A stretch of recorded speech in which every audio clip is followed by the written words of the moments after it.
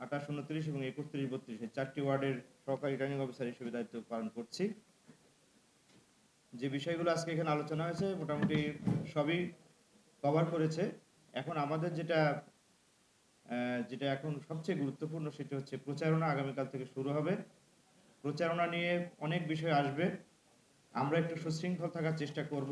আমরা জানি যে এবারের নির্বাচন একটি ব্যতিক্রমধর্মী নির্বাচন হতে যাচ্ছে এবং এটি সবার কাছে দৃষ্টান্তমূলক হবে বলে আমরা সবাই প্রত্যাশা করছি এবং সেই ধরনের একটি নির্বাচন উপহার দেওয়ার জন্য আমরা সকলের প্রচেষ্টা থেকে সকল জায়গা থেকে আমরা সেটা চেষ্টা করছি।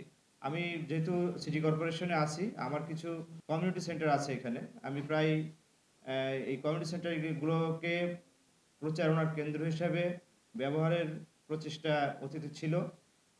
এখানে আচরণবিধিতে যে বিধান রয়েছে সেই বিধান এখানে স্পষ্টভাবে বলা আছে, সেই বিধানগুলো প্রতিপালন করতে হবে। প্রথমত হচ্ছে পারমিশন নিতে হবে এবং সরকারি স্থাপনা ব্যবহার করার বিষয়ে এখানে বলা হয়েছে এটি ব্যবহার করা যাবে না। সেই বিষয়টি আমাদের প্রার্থীরা আছে এখানে, আমি একটু এই সুযোগে এটি জানিয়ে দিচ্ছি, কারণ এটা পরবর্তীতে আমার কাছে বিভিন্নভাবে আসে এবং এটি একটা বিব্রতকর অবস্থা তৈরি করে।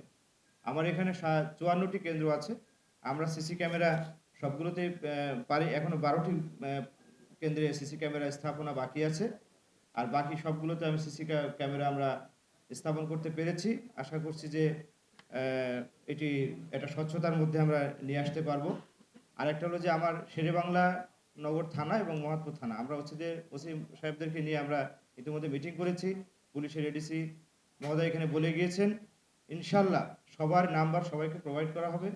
আমরা শান্তভাবে যে সমস্ত অভিযোগগুলো আমাদের কাছে আসবে সেটি শান্তভাবে আমরা সবাইকে অবহিত করব এবং যার যার জায়গা থেকে আন্তরিকতার সাথে অ্যাড্রেস করব। ইনশাল্লাহ আমরা একটা সুন্দর নির্বাচন আমরা উপহার দিতে পারবো।